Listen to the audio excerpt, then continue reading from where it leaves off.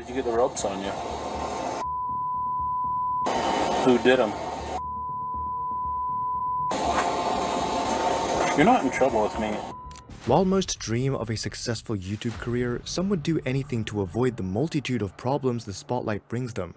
In this video, I'm going to expose who these YouTube stars are and why they so desperately need our help. You will be shocked by the last YouTuber and her horrid crimes.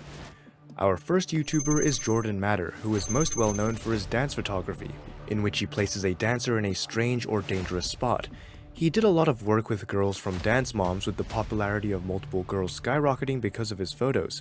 He eventually branched out of dance photography and started working with teen internet stars such as Charli D'Amelio. Everything was okay up until he posted a video with his 10-year-old daughter starring in it. This video became a turning point for his channel, as it garnered over 50 million views, but not for the right reasons.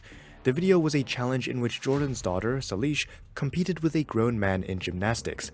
Not only did the video show her in some compromising poses, but it also showed her in a swimsuit, which attracted the attention of the wrong sort of people. Her dad clearly knew this, as the comments on this video have been turned off, but it's still up. After the massive hit that was this video, Jordan started including his daughter more and more in his videos, and at one point she became the main topic. Jordan also introduced a love interest of sorts for her, and indirectly pushed for the two of them to be seen as a potential couple. He orchestrated an entire love story for these two children, who were only 10 when this whole thing started.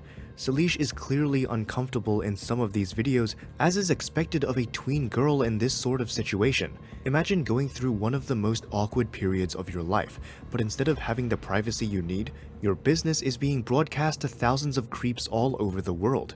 The worst part is that she doesn't even realize yet what sort of audience the videos she partakes in garner. She will realize it in a few years down the line, and it will no doubt damage her already strained relationship with her father. It is incredible that videos like these, ones that exploit kids, don't get taken off the YouTube platform, nor do they at least get reported. It's clear as day that a kid is being taken advantage of for content, views, and most importantly, money. This sort of upbringing will no doubt affect her for the rest of her life, influencing both her relationships and her future. Ryan? That's him, Ryan of Ryan's World. We did it! Ta-da! Whoa. Whoa. Hey. Unfortunately, it's a trend for kids to be in the center of attention when it comes to exploitation for views on the internet. And it is such for Ryan Kaji from Ryan's World. He started filming for YouTube when he was only 3 years old and has been doing it ever since. If you watched him when you were little, there is no doubt you wanted to be like him. I mean, which kid wouldn't want to open toys in front of a camera all day? Welcome to Ryan Toy Review. Let's see what's inside the egg. Not only did he have all the toys he wanted, but he had all the money and the fame. He has his own toy line in stores, he has filmed a movie, and he even has video games, with his name plastered to the front. This is a great success for such a small kid, but all that success comes with a negative side.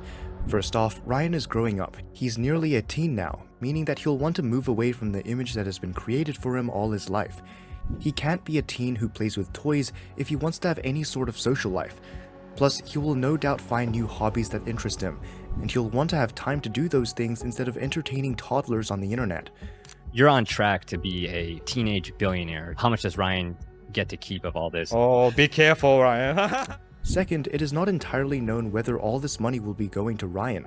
Some part definitely, but his parents seem to be holding onto the majority quite tightly. Ryan has made millions at this point, so why don't they just stop making videos? Surely they have enough money. This would be a logical end to Ryan's toy review career, but his parents are driven, as most people are, by greed. If Ryan continues making videos, their wealth will grow and grow, but when will it stop? Like Ryan were to call it quits, what would happen?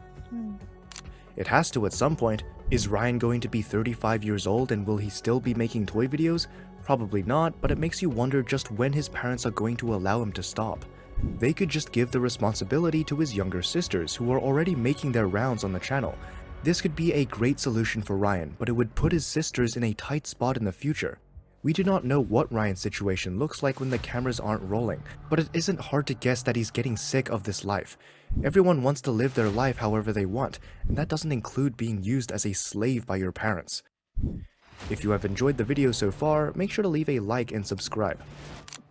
8 passengers garnered a large number of followers, reaching into the millions, but what all those people didn't know was what was happening behind the scenes. Ruby Frankie, the mom of the 6 kids featured on the channel, seemed at first to be a stern but fair mother who had some rather interesting views on the topic of bringing up kids.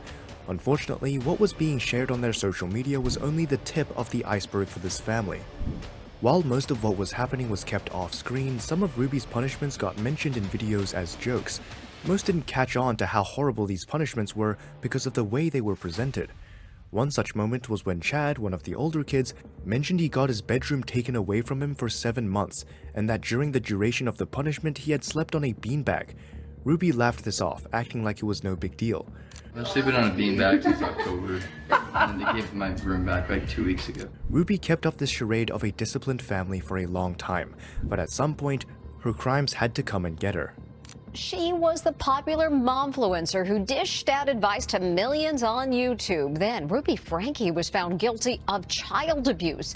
It was a summer morning in August 2023 when a little boy with open wounds and duct tape around his ankles and wrists appeared on the doorstep of a neighbor, begging for help. This kid turned out to be one of the sons of Ruby Frankie, who was arrested after it was revealed that she had been abusing and malnourishing her children, with 4 out of 6 being taken into custody. How did you get the ropes on you? Who did them?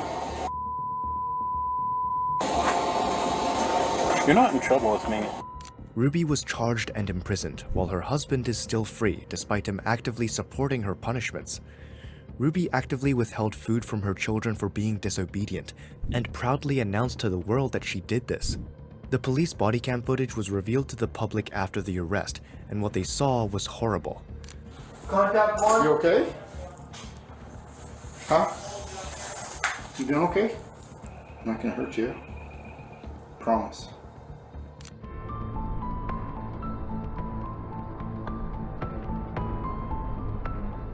What makes it all worse is the fact that this abuse was broadcast for years to thousands of people who did not speak up against it too much. Some even supported what was being done. These kids not only had to go through this horrible abuse, but they also had to live with the fact that it appeared as though no one cared. Nobody took an actual proper look at the family prior to the arrest. These kids surely felt as though no one could see them, despite getting thousands of views daily. If any of these 3 cases have proven anything, it is that people need to open their eyes a little bit more and take some action. We are all so used to just letting things around us happen that we've forgotten that we have any power. We just sit in our homes pitying people who can't get out of a tough situation. But what good is that pity if we don't do anything to help out? Don't forget to leave your thoughts in the comments down below.